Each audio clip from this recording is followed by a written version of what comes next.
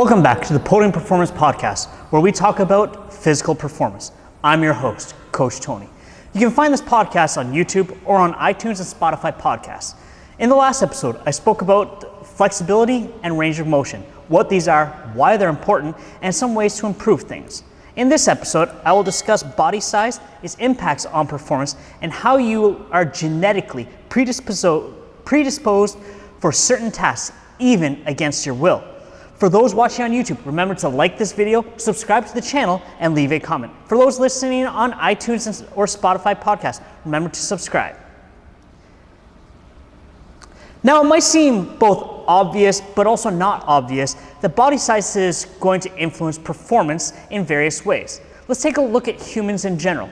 The average man in North America is 5'9" or 175 centimeters tall, and 197 pounds or 90 kilos in body weight, while the average woman is 5'4", 163 centimeters tall, and 170 pounds or 77 kilos in weight.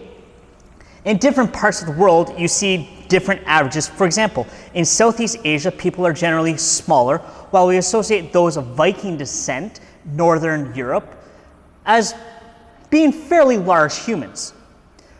Just take a look inside the continent of Africa alone, where different regions will have different averages.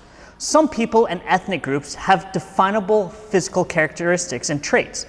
Size is literally just the height, length, and mass of a person or limb. So why does size have an impact on performance in different domains? Well, in some sports, it is more beneficial to be much taller with long arms, such as basketball or volleyball, while in gymnastics, it's better to be smaller with short limbs. Some sports have taken size so seriously that they categorize people based upon their weight, which is where we term weight class sports. You see this in strength sports like powerlifting and weightlifting, as well as strongman competitions. And also the place that we see it the most mainstream is in combat sports like boxing and mixed martial arts. But why? Think about it. A larger person can carry more muscle, so in theory they are stronger. But in terms of a combat sport, a larger person in theory should be able to not just absorb the striking force from a smaller opponent, but should also be able to, due to their weight, somewhat smother them or hit much harder than they can. I will place a caveat on this. I'm stating this under the assumption that both are relatively equally skilled. So if both combatants are equal skilled, weight class is going to have more of an impact. Now, if you're going up against Demetrius Johnson, you've never trained in your life, he might weigh 135 pounds, but he's going to whoop your ass and he's going to dance all over you while he does it because he's very well trained and one of the best to ever do it in martial arts, while you're not trained and he's going to whoop your ass. Now, how else can size impact performance? In some domains, it is better to be larger with more muscle mass, while in other performance avenues, these advantages can actually be the downfall of a person. I'll use running as an example here. For sprinting, it is better to be a bit taller and more heavily muscled to power through the air at high speeds. But if you're looking at long distance running, this extra muscle mass is going to actually be a hindrance. The reason for this is energy usage and keeping the muscles fueled. The majority of elite male sprinters are going to be roughly 6 feet tall, 180 centimeters in height, and close to 175 to 180 pounds or 80 kilos in body weight. So they're taller than the average male, but they still weigh a little bit less. They carry less fat. On the other side, marathoners at the top are about 6 inches or 15 centimeters shorter and weigh about 130 pounds or 60 kilos in body weight. Both are going to have approximately the same body composition or body fat percentage because fat just wastes space and slows you down. So you're looking at very low body fat percentages. Elite sprinters and marathoners, you're definitely going to be sub 10% as a male, and you're going to be barely over 10% as a female. Being taller and more muscled in sprints helps because the longer strides and you don't have to be as energy efficient because, let's face it, you're not going that far. Whereas a marathoner has to do it for 42 kilometers. They're running for 2+ hours. So being efficient with the energy is going to benefit them much more. Whereas for a sprinter, they're just trying to get from point A to B as quickly as possible, and they're using a much less efficient energy system. A heavier body as well with more muscle mass requires more blood flow, which means more oxygen is required to keep the aerobic system going when we're looking at these marathon runners. With this in mind, a few other physical size advantages that help is going to be a slightly proportionately larger heart and lungs for being able to pump blood at a higher volume and to be able to have more oxygen taken in with each breath. You're able to get a larger volume in, you're able to pump more blood at a higher rate with each stroke. That's going to be better efficiency. You're not going to fatigue as quickly. Now, those are some basics in terms of just running from a height and weight side of things.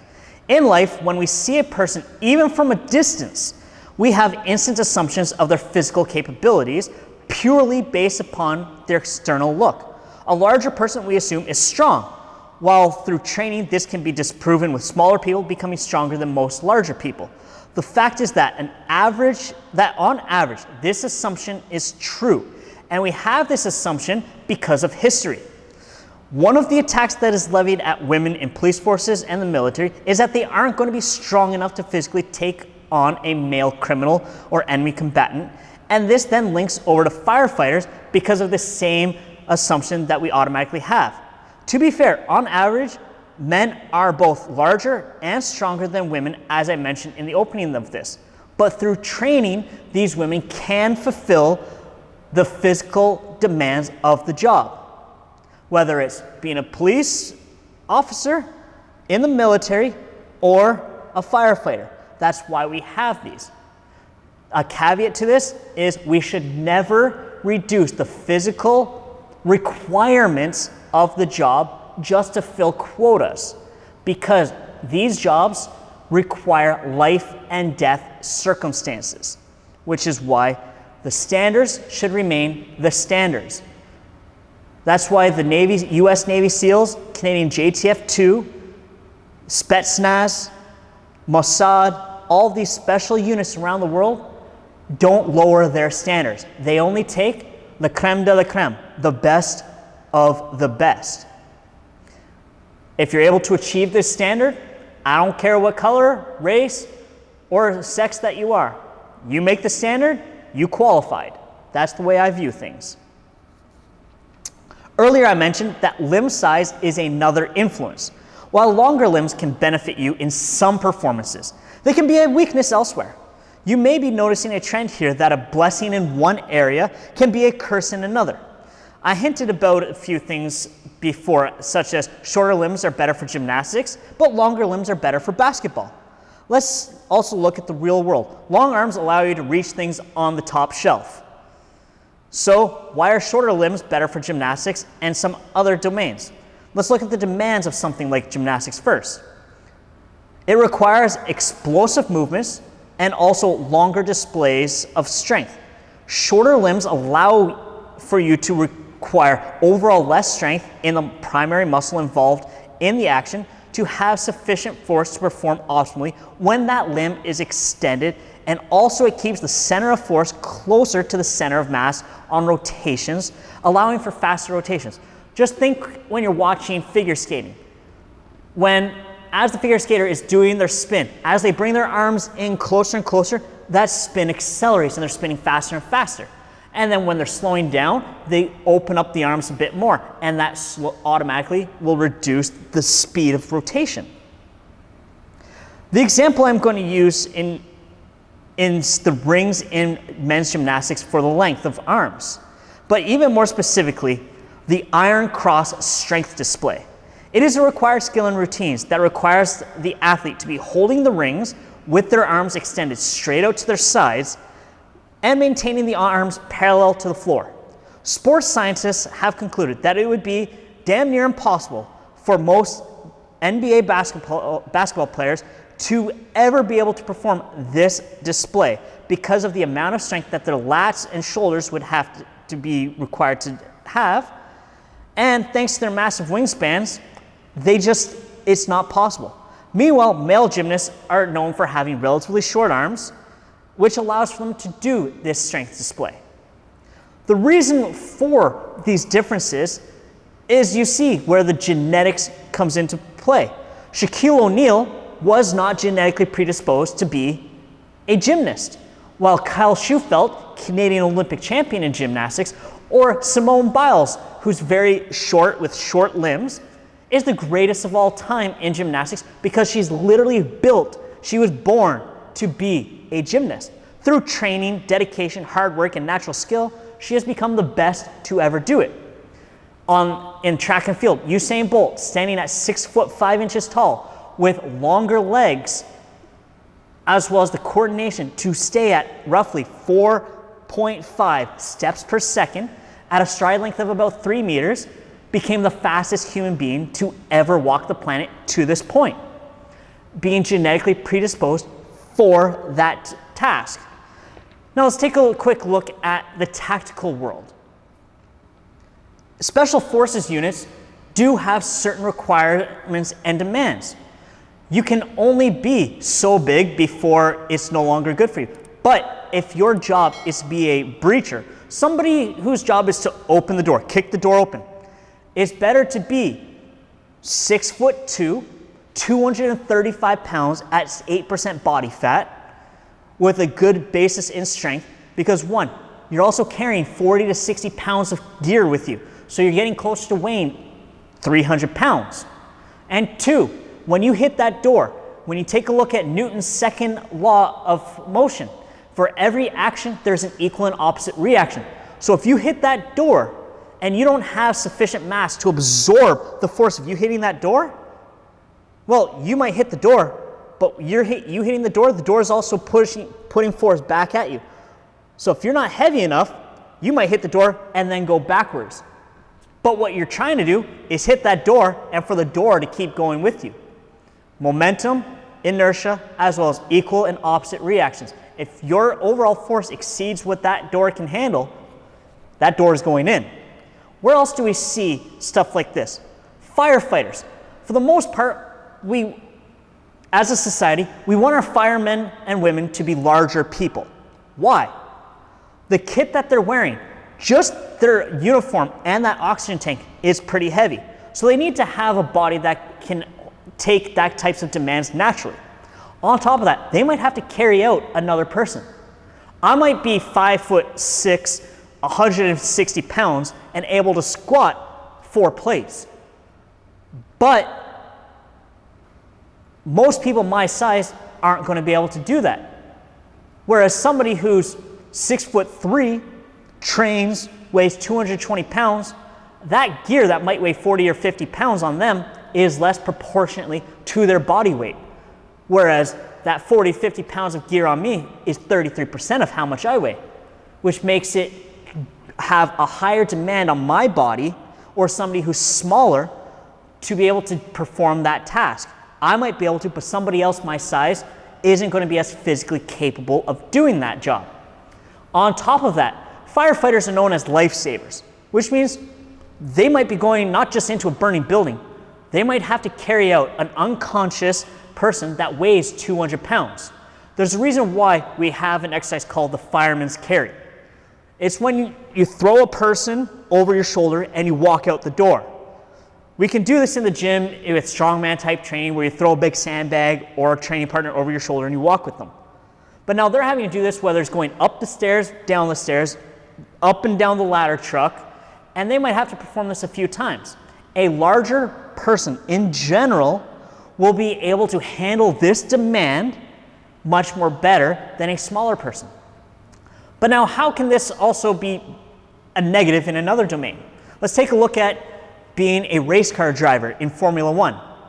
The cockpits in a Formula One car are quite small. If you take a look at all the drivers, it's very rare that you see a Formula One driver who's 6 feet tall. Most of the drivers right now are around the average height of the average human in North America or a little bit smaller.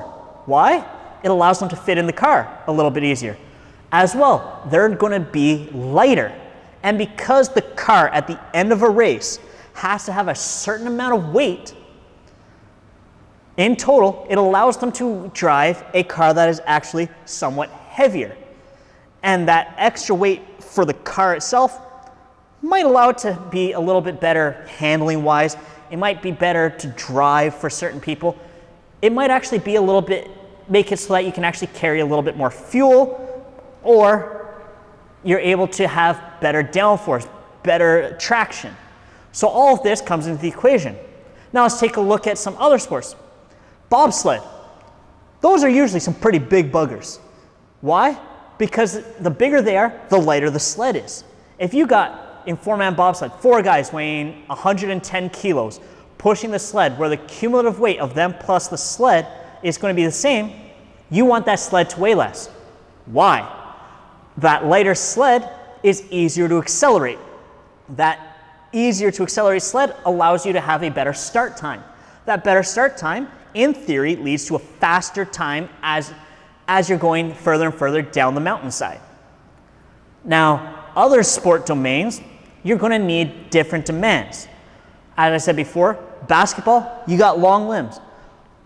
The NFL, for example, has a very wide range in physical demands in different positions. Kickers, you want them to have a big leg. By big leg, we're talking a very strong leg that can move quickly and they can kick that ball damn far, or in the event of a punter, very high to have the hang time. The linemen are overgrown humans. You've got men on the line of scrimmage who are 6'9", 400 pounds, and extremely athletic on top of that. Now, if you were to take one of the guys who are a receiver, or even a tight end, which is essentially just a large receiver, and put them on the line of scrimmage against these guys, they're going to get ragdolled.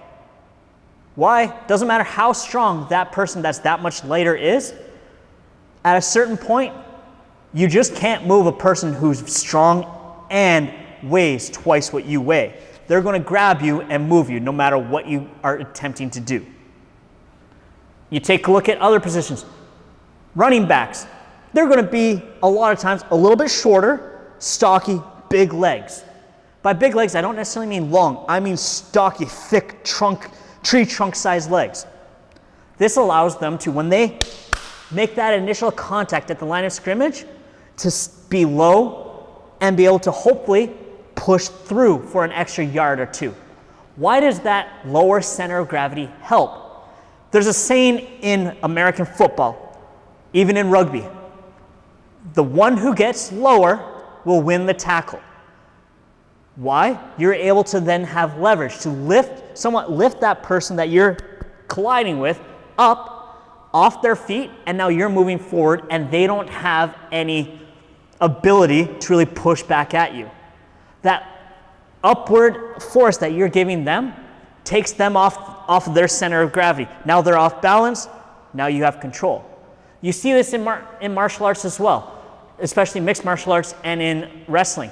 When someone shoots for a takedown, they try to go down, get low, and grab for the leg or a double leg, or they're trying to just get lower to change your position to then be able to grab you and put you where they want. The reason for this, now they can apply upward force, take you off your feet. Now you have no stability. You are completely at their mercy in many cases. In terms of combat, not just combat sports, but I'm talking life and death combat out in a war setting. A larger person is going to be able to absorb a little bit more. They're also typically going to be able to hit a little bit harder. As I was saying before, a lot of military personnel, when they're out on mission, on patrol, they carry a fair bit of kit with them. It can weigh up to 60 pounds when they've got their rucksack, their helmet, their ballistic vest, bulletproof vest, various other ballistic protection, just their boots, as well as their main weapon and side weapon, as well as additional magazines of ammunition. All of this adds up. A larger person, in theory, can carry that weight a little bit easier because it's less of their total body weight in proportion compared to a smaller soldier. Yes, through training, the smaller person can still do it, but they don't have the same innate ability a lot of times. That's why, take a look at strongman competitors. The world's strongest man isn't a 6 foot tall, 220 pound bodybuilder type build person. No, take a look at Hafthor Bjornsson, Eddie Hall. These guys are 6'5" plus, weighing close to 400 pounds, able to move 400 or 500 pounds with ease in different ways, or deadlifting over 1,000 pounds.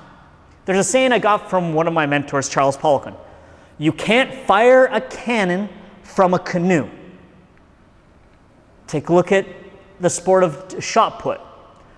Shot putters are about the same size a lot of times as strongman competitors and large powerlifters. Why? Because that 16-pound shot, essentially a cannonball, you need to have a certain amount of mass behind you to accelerate that. So a cannon being fired from a larger ship, you can have a larger cannon. If you have a smaller boat or ship, you can only fire a certain size caliber of cannon. That's why battleships were so large, firing 16-inch guns in the case of the Iowa classes, whereas cruisers in war only fired maybe a 10 or 12-inch gun, because that larger ship can handle it. The same analogy applies to the human body.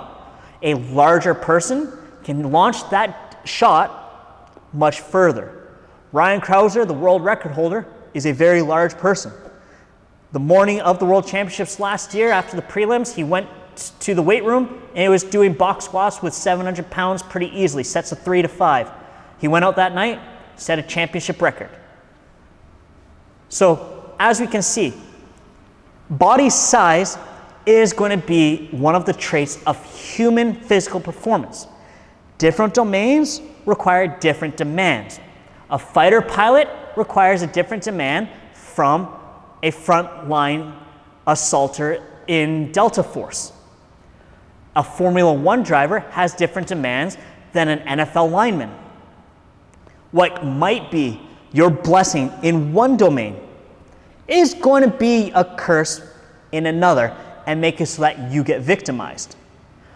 A center, just looking at the sport of basketball, a center in basketball, if they come out to the three-point line to defend the point guard, it usually doesn't end all that pretty, but if that point guard comes into the paint, it's very easy for that center to block them. But if that center's out by the three-point line, a very good point guard is going to make that center look silly, cross him over, maybe make him fall, have the crowd go wild, and have a much easier path to the basket for a layup or dunk. So, size is our second last trait of human performance. In the next episode, I'm going to be talking about coordination, our final trait of human physical performance, and why it's so important. You can be the most physically gifted person in terms of size and all these other things, but if you can't put it together for a sport or a task, it doesn't really matter. If you've enjoyed this, remember to like and subscribe to the channel. If you're listening on Apple iTunes, remember to subscribe. If you're on Spotify, also subscribe. If you're looking for a high quality protein and other supplements, go to atplabs.com and use code RISLING10, RISLING 10, to get 10% off your order. You can find me on Instagram at RislingPerformance, as well as at www.rislingperformance.ca.